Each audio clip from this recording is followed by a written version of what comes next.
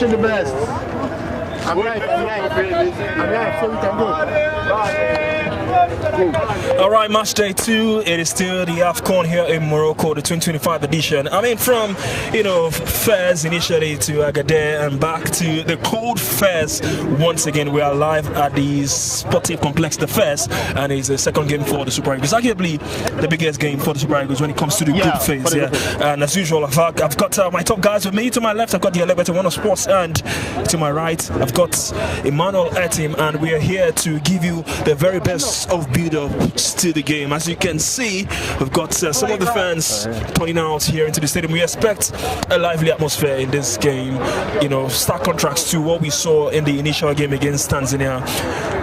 I don't know, there's something about playing under the floodlights in stadiums. I don't know, how do you feel, Edafe, coming into this game? I played under a few floodlights. I liked it. The thing is, when it doesn't rain, it's great. I don't think that no matter how much you love football, playing under heated sun is not something that is beautiful. But you see, football is a job. When you sign up to do that job, you expect to deal with it under all sort of conditions. Rain, shine, under the floodlight. As long as the law permits it, you're going to do it. But then, we grew up on the UEFA Champions League. Well, whatever brought us to fall in love with playing under the floodlight is the UEFA Champions League. And for those of us who watch probably World Cup and Olympics from Nigeria, watching it at night, we always know that football comes in any time and weather. Then the Sydney Olympics also taught us that very early hours of the day football game can be played. But playing under the floodlights, no excuse. But I just don't like it when you add floodlights and rain combined. Kind of a little bit too hard. But then Morocco have also proven that they discovered the technology, the science to be able to build, set up a stadium that when the rain falls, it doesn't stop the flow of the game. So I mean, it's good. Everything is set for it to happen. It is it's up to the Nigerian team to do it. Before now, the Moroccans were reminding us of what happened in 2004, what happened in 2021. We're just going to go into this game and tell ourselves that, look, whatever happens, we are supposed to win this one. Yes, like you said, it's the biggest game in the group stage, and the big masquerades show up when it matters the most. Well, the atmosphere here is really, really lively. The Tunisians are here in their numbers, maybe as expected, to cheer their team on to victory. Emmanuel, now let me come to you. Both teams began this tournament with respective wins. Tunisians 3-1 win over Uganda, and the Super Eagles, of course, that 2-1 win against Tanzania. How do you see this fixture panning out late into the night? Well, it's going to be very tricky, in all fairness. The ease for both teams is the fact that they started the competition as expected. They were on paper favourites. Nigeria expected to get a win against Tanzania, likewise Tunisia against the Cranes of Uganda, and the two sides executed it, albeit the Tunisians having what looked like an easy route to maximum points. The Nigerian team had to pick up after conceding early in the second half. It's evenly matched, in all fairness. I don't think it's a fixture where there's any superior side. Well, statistically, the Nigerian team would say they have the edge based on number of AFCON titles won, 3 times compared to Tunisia solitary in 2006, was it? So it's a balanced fixture. There's no confidence either from Eric Shell or from the Tunisian camp. It's a game where the neutrals would arguably enjoy the best if they if they want to. Yeah, but it's evenly matched, Sebastian. It is. Yeah. Talking about the game, I mean, before I continue with Emmanuel, I've still got Tunisians here today to also enjoy. Yes, speak English. Yeah, and like better TV Sports. You're from Tunisia, yeah? No, I'm Moroccan. Oh, you're Moroccan. Who are you supporting here today? I'm not sure, but she's Tunisia. But at the end, I see that it will be 2-1. Who's gonna win? You don't know. You're trying to stay on the fence. Yeah, 2-1. I'm not sure who's gonna win. All right, come. I mean, Tunisia? Yeah. No, actually, Moroccans. You're Moroccans. Support Tunisia here. So do you think the Tunisians are gonna get better of the Super Eagles? It's actually a very difficult match, to be honest, because two biggest team in Africa. But actually, I think Tunisia actually will win. I believe it's 2-1 or 2-0 at least. Any chance for the Super Eagles? I believe that Nigeria will beat Tunisia, but we don't know. Okay, I understand. All right, thank you. 3-0 for Tunisia. No chance for Nigeria? No chance. Never. 3-0 pour la Tunisie, Inch'Allah. Dima Maghreb. Tonight like Tunisia close the game. Okay. All right, the Tunisians are really, really confident heading into this game. Emmanuel, let me stay with you. What do you think has changed in the Super Eagles side from the last meeting in Garoua, Cameroon, where the Tunisians ran 1-0 winners in the round of 16? Just before that game, we were guns blazing in the group stages, winning games after games. So what has changed in the Super Eagles squad then and now? That's a very tricky question. But the easiest answer is managerially. Of course, the man who led us there was Cerezo, makeshift gaffer, and of course the goalkeeper then was now Udinese goalkeeper who invested some. Alex Iwobi seemed to be fresh. He's setting off in that fixture. Yeah, he got sent off. Yeah, there was a lot of events. I mean, Garoua was a perfect place. I had the opportunity of being there. Like you said, we went into that game with so much confidence. We had bold, using street terms in the group stages. And the journalists, and I'll tell you this for free, Emmanuel, that we had gone shopping prior to that game with so much confidence that we were going to win and stay. And at the moment that horror, because that's the only way to describe that strike from almost 35 yards that went past the Nigerian goalkeeper happened, it was a bit heartbreaking. And I remember leaving the stadium, even the moment it was full time, and I saw, I always call him a break, the former media officer from the Super Eagles seeing me and saying, I remember this word, because I was fuming, saying, Etin, now football so. And it just melted my heart. But I think the players know what is at stake now. The confidence we had coming into that game, it's not the same confidence we have now by virtue of having missed out on the opportunity to play at the World Cup next year, and the fact that also we struggled in certain situations against Tanzania. So I think it's all about the mindset now. There'll be no stones left unturned. So they know back then it was so much confidence. One of the favourites to win the AFCON, getting pegged by Tunisia. Now it's 50-50. And in terms of the personnel, of course, a few legs in the team. Victor's playing out of his skin at the moment. Arguably one of the best players on the continent. Wilfred the captain of the team, is a different setup from.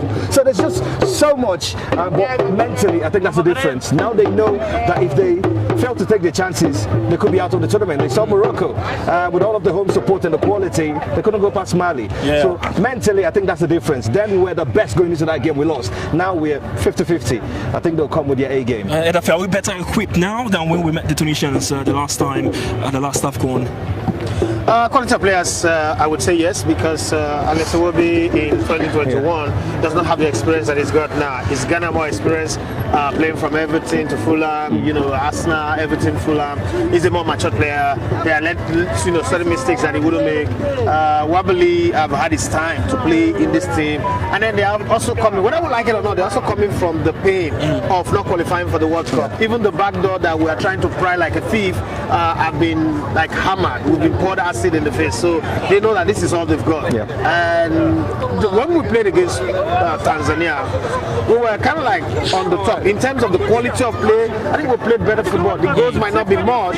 We played better football compared to all of what we played in the qualifiers. Yes, we consider that cheeky goal that we've always do not like. But between you and I'll tell you the truth that the team is matured a bit. I'm known as one of the hardest critic of the team, but I say what I saw against Tanzania was an improvement, and then there's still more experience. The Tunisia are also on the rebuild. On a normal day, we're not supposed to be like, arrogant against the Tunisia, and also we're not supposed to be afraid of them. Like Emmanuel said, we've won 3 and they've won 1. This doesn't count on match days. It doesn't. We saw Egypt, South Africa. It was God save our soul. 7 titles against 1 title. It didn't change anything. But I just think that going into this, we've got one of the most legal striker in the world, in Victor Osimhen. Hate him or love him or whatever you want to. He is one of the great of his generations, and I don't think that there is a striker in the Tunisian team that strikes fear. But then when you go through the qualifiers, you could see the World Cup qualifiers. You could see that Tunisia, is bonded together as a team. They play more as a unit than us. That's the difference between us and them. But then if they take that for granted and then they come all out rushing, if you have a Simba, you should have hope. I mean, he's not a god per se, but I mean, the work of a Simba is like the blood of Christ right now for the church people. So why is he pointing at me? You're the church man, you're the pastor in the house. And I think that Osimhen is one we can bank on. I've always said that I don't have a problem with our strike force. I have a problem with the supply chain, and that's why people say, "Oh, you don't like Alex Iwobi." And when you go back generations, you would remember different midfielder, even Sondo Lise, more for the creative work he did. Lise is still the only defensive midfielder in the history of this competition from 1957 up until now to have 5 assists in a tournament that have, I think, about 5 or 6 games, not even up to 7. Now we have a 7-game run to win the title. But when you look at Alex Iwobi, he's not really taking any tournament by the scruff of the neck.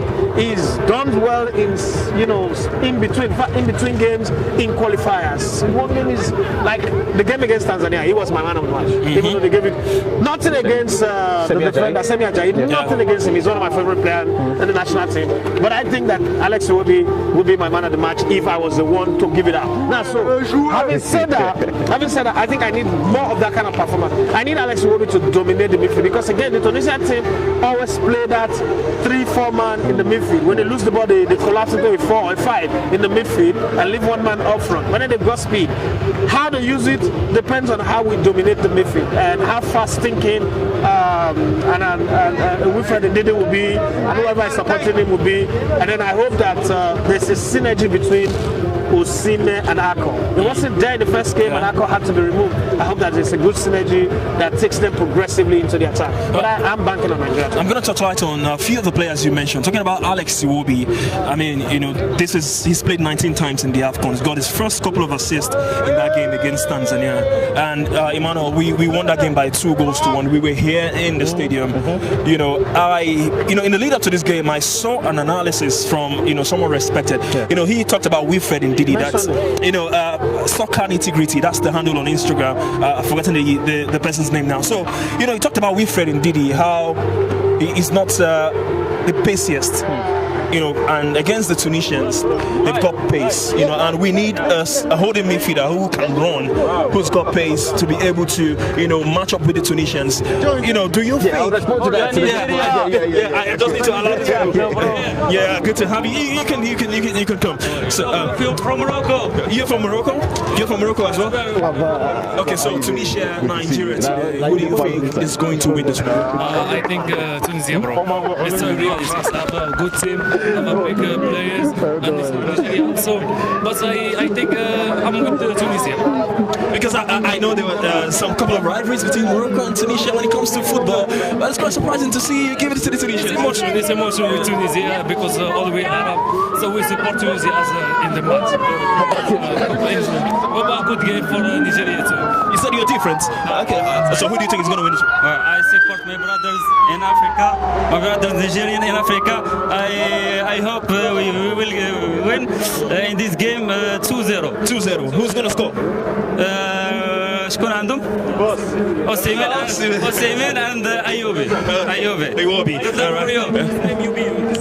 Okay. My name is Yubi. Good to speak to you. Yeah, thank you. Enjoy the game. All right, Moroccans here to show their support, not just for the AFCON, but I mean they've got a couple of goals for Nigeria. Imano, back to you now. Do you think there's one of those easy to pick big players on the team? So you need not only his experience, he's the captain of the team. This is his AFCON. So in terms of pace, that's where the other players in the team would have to come in. His presence there is enough experience to shield whatever younglings the manager is trying to drop in. So I don't think it would be wise for him to tweak that starting lineup against Uganda. This is not the time to do it. I think the exile we played against Uganda, it's perfect to start this game. In all fairness, don't change your winning team. It's the cliche. And those guys won regardless of the struggle in the second half. So I think the analysis from the expert is fair. He doesn't have the pace. The Tunisians might see that. And I mean, he's 29, so it's not as if it's 48, Wilfred. We tells you that footballing wise, it looks like he's been playing since he was 7. But the experience will count in matches like this. We need him. It would be stupid if I don't see him on the lineup. I could go and I could ruffle the manager, but I think he should start. He should start. And he's player in Norway. I mean, he come here because great analysis here from Emmanuel Etim. We've got some, a couple of Tunisians who would really love to speak to us. This little girl plays in Norway. Oh, really? And she's here because of Osimhen. Oh, okay. Come on, stay with us. Okay. Hi, how are you? What's your name? I'm good. My name is Tariq. Okay. So how does it feel to be here? It feels good to be here and watch the match. Okay, so why did you come in all the way from Norway to come watch this game? I came because of the energy here and to watch them play and what team are you supporting tonight? Tonight, Nigeria. Why do you love Nigeria? Because I like the football. your favorite player, right? Yeah. Thank you very much. What's your name again? Tarek. Tarek. Thank you very All the much. best and enjoy the game. Thank you so much. I mean, the love, this guy show for Nigeria is always a delight to see. Daphne, let me come to you. What do you think we need to set right from that game against Tanzania, against the Tunisians? What shouldn't we do in this game? You know that thing they say about Pep Guardiola, that he overthinks things, and whenever they loses, when you go into this game against Tunisia and you tweak your team, the first psychological thing you're telling the Tunisia is that you're afraid of them. Yeah. And because you're afraid of them, that's why you couldn't keep your first 11. Again, I go with Emmanuel. If it ain't broke, don't fix it. Just because you concede a goal in your first game, I mean, show me any team apart from Senegal's first game that have really dominated their games. It's Africa. African football does not respect name, form, class, personality. It doesn't care. This is Africa where pure football is played. This is not where Holland would beat Estonia 7-0. Nah, that doesn't happen here. Yeah. The weakest team in Africa will go up against the best team in Africa, and they will play for 90 minutes like they are co-equal. Because in Africa, we respect you, but we don't fear you. Yeah. It is how we live our lives. We are a surviving species of humans. So back to the world, we break forward. Now, so tactically, let's go tactically and look at it. If there's going to be a change in the squad, I'll go back to the first lineup that I called. But that means that we will lose the presence of Akon. So we'll switch again to a 4-3-3 where Akon goes to the bench. Can I give you the confirmed lineup before you say? Okay, so we have the official lineup now from the Super Eagles. So Eric Chell has made 2 changes to the team that played against Tanzania. So it's Bruno who comes in and Frank Onyeka alongside Ndidi in midfield. Yeah. Okay. Yeah, so there's Akon and Osimhen up top. Yeah. Okay, so is Alexi will be there? Yeah, Alexi will be still there. Okay, so ordinarily what I would have done is just that, because that's the squad that I called earlier, and I would have Wilfred Ndidi and Frank the Tank at the base of my midfield. Now the reason for that is I agree with the analysis of what's the the soccer nitty-gritty. Yeah. Soccer nitty-gritty. I agree. If you look at that first game too, Wilfred Ndidi's lost pace, but what he lost in pace is gaining experience. Yeah. Same for Alexi Iwobi, same for the other player. But experience can't for nothing if you cannot match up the pace. We saw the experience of Casemiro at Manchester United. It was visible that this guy is experienced on his day. But in a cup competition, you don't need players on their day. You need players who come with their A game every day, who match up the opposition. So Frank will run, with the Tunisians, but then Wilfred Ndidi will do a lot of those penetrating passes, those, pushing forward with the team, and all of that is what we need in our team. I think that the coach has done that, but my only worry is that when Tunisia take it this coach is afraid of us, and that's the reason why it's on. All right, I've got Nigerians, I've got Tunisians here to support the team. Okay, guys. Before we, gyrate, let me just quickly speak to you guys. So, I mean, you're here in Morocco. The fans is cold. What? I mean, this is the Super Eagles love.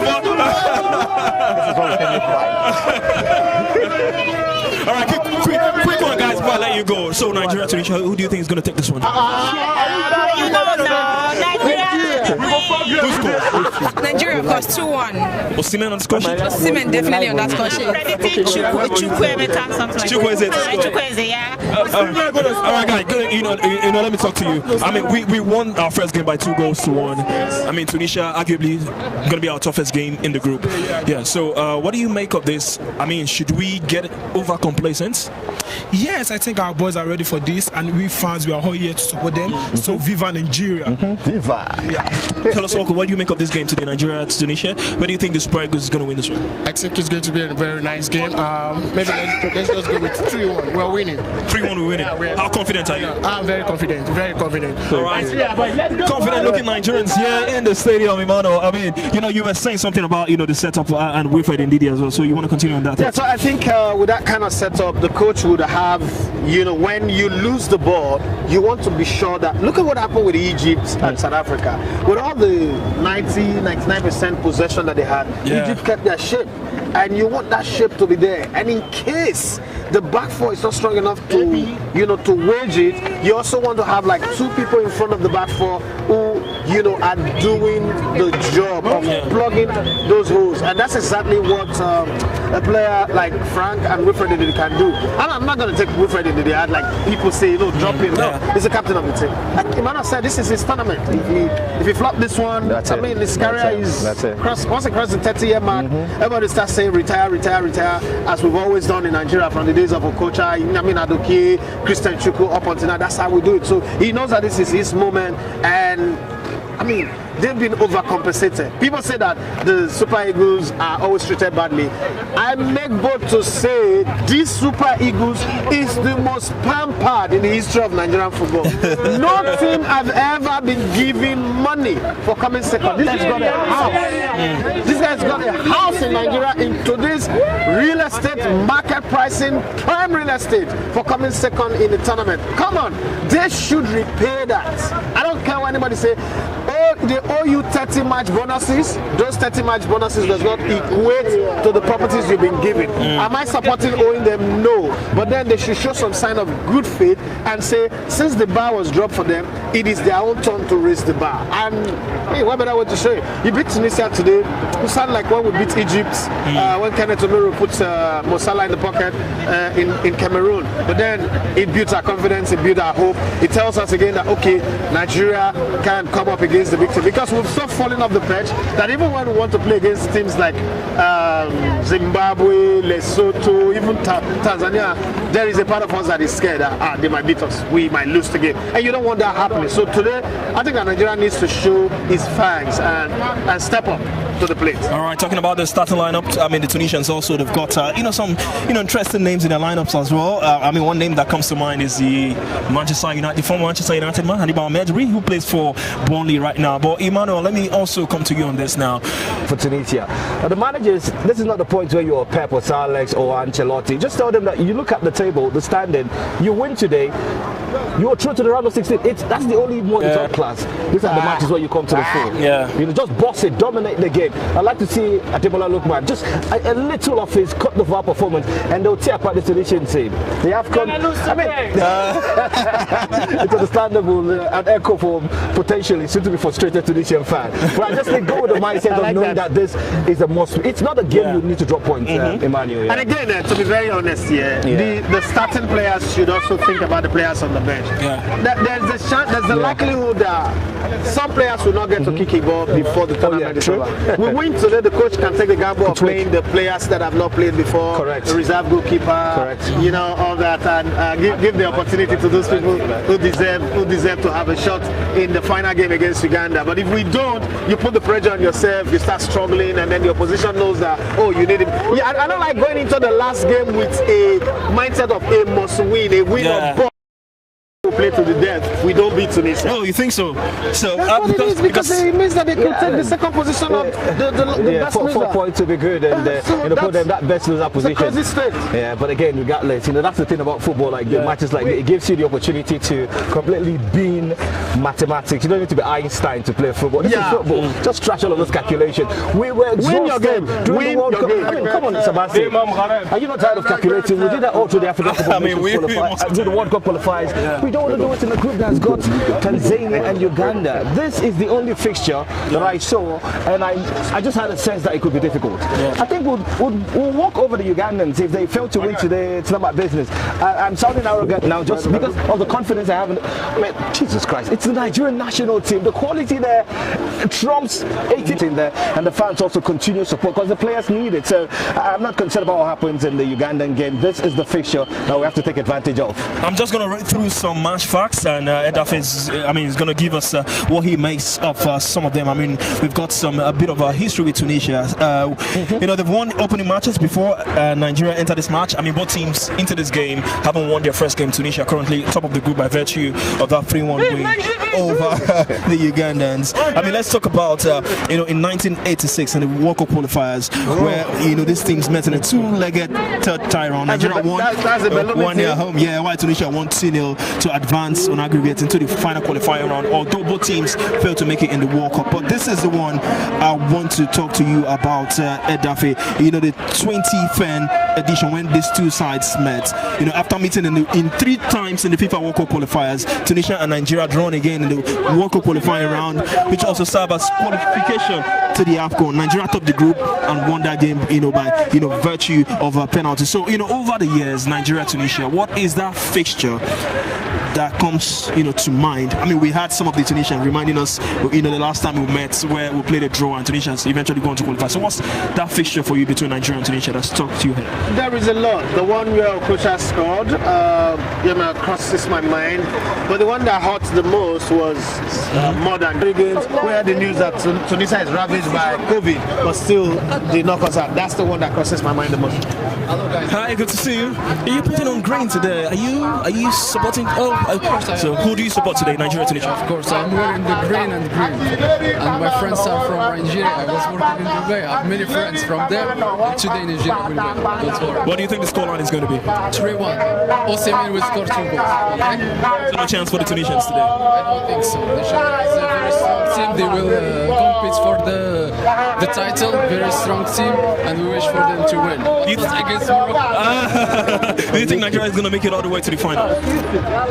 It's very hard, but I think so. They have many good players like Lukman, Osimhen, and others, but also there is Senegal, Morocco, Algeria, and South Africa. There are many strong, but they will make it. It's be an interesting game. This very good game. I came from Rabat to support you guys. Thank you very much. All the way from Rabat to support the Super Eagles. Yeah, sure. I hope you have fun. Yeah, thank you. I mean, the support for the Super Eagles always really massive. So, Edafe, you were going to take us down memory lane. So I think that for me, that's the one that hurt the most, because it just didn't hurt my passion and my emotion. It also hurt my pocket. Till now, we're still paying the bills that came out of that, and all of this. You know, it was very painful. A media person, I don't get any bonuses from the government. No matter what I do, I'm going to go source for my fund myself. So I look at them and I say, this is the little you can do for us. I mean, previously, every Nigerian journalist coming into the tournament, and Emmanuel will attest to this, come in with the mindset that I'm going to cover Super Eagles. Everything that I need, whether it's viral content, whether it's heavy views, whether it's engagement, is based off of Super Eagles. This is the first time where a media house, I'm coming to this tournament, and Super Eagles is not my primary focus. That's the reason why we're traveling the length of breadth. Yesterday we were at Agadir. For those who don't know, it took us 14 hours from here to there, and then we're back again today, and then tomorrow we're going to Marrakesh. You understand? So if you look at it, we are in a place where we're not really big on the whole essence of what we do is Super Eagles. But at the same, we had 2 statement victories against Cote d'Ivoire and Mali, and the rest is to say is history, because we won our 3rd medal. So I want to see a repeat of that kind of situation. Maybe I'm expecting too much. Maybe the team does not deserve to put that kind of burden of expectation on them. I don't know, but as a Nigerian, I think that I've grown to the point where I hate dropping the bar. I expect a whole lot from myself. I expect a whole lot from my crew. I expect a whole lot from my friends. What stopped me from expecting a whole lot from my national team players? So expecting a whole lot from them, live our lives, is what you want to see, is what you look forward to. An American expects a lot from American. The British, the same thing. The Italians, the Spaniard. Why shouldn't a Nigerian? Well, Emmanuel, I don't know if you want to take us further back, but all the meetings against the him was because of what he did in our World Cup qualifiers, and in 90 minutes we drew 7. Right, we drew 7 in 90 minutes. People say, but we beat Gabon. We beat them after 90 minutes. That's the point that I'm raising here. And we've seen too many small, sort of small teams, hold us to ransom, play draw against Zimbabwe, Lesotho. South Africa is no longer a small team anyway. But so right now, Nigerians are looking, like he said, it's like music. When you play R&B, the cadence is low. Is slow and smooth and easy. But when you play rap, it's hard. Your sequence, your cadence is higher. We're saying we need not just R&B now. We don't want smooshing and going to bed. We also do not want rap, because there are some cool soul tempo. We want a genge pressing, a hard rock, hard metal performance today against Tunisia. Would that win us a trophy? No. What good will it profit us to beat Tunisia 10 goals to nothing and get knocked out in the next round? None of your business. Let's do this first. I wish I could give you a middle finger, but I can't. So, as far as I'm concerned, I want to see us win this one because they've also hurt us a lot, and it's important. We got less time to do this, but quickly, let's talk about the football. Nigeria, Tunisia. Maybe it's been really. It's been the African Cup of Nations, you know, it's an African goal. How impressed have you been so far? I think I love the Morocco Comoros in the first game. So for football, in Rabat, in Rabat that we saw. I also think that I love the fact that South Africa were bold even against Egypt, even though I think that they made one passes too many in the final tour. They could have equalized and won that game if they, they focus on shooting like we know from the South Africans. But I enjoyed the game as well, and I also enjoyed the Senegal first game. After the opponent they played 3-1. I think I loved that game as well. So I've enjoyed the football. But the beauty of our coverage of this tournament, and somebody was telling me earlier on that our crew would be the most traveled crew if CAF was tracking the teams that covered more grounds in this tournament. Our team would be the most traveled, the most mileage, and all that. So I've also enjoyed the atmosphere. I'll tell you for free that I'm not a fan of Moroccan food. I'm a Nigerian. I'm from the Niger Delta. Where there's no pepper, it doesn't work for me. But having said that, let's all wrap it up. Well, just to give it. Up Nigeria! Thank you very much. Thank you very much. I mean, just to confirm to you, Tanzania and Uganda, it is full time in that fixture. It is 1-1 apiece, so Spawn shared in that game. So, I mean, both teams bottom of the log, 1 point. So a chance for the Super Eagles or the actually Battle of the Eagles today. Super Eagles against the Carthage Eagles against in that game here today. But it's been fantastic doing this. I mean, it's less than an hour to kick off. We quickly have to go inside to catch the game because, I mean, thankfully the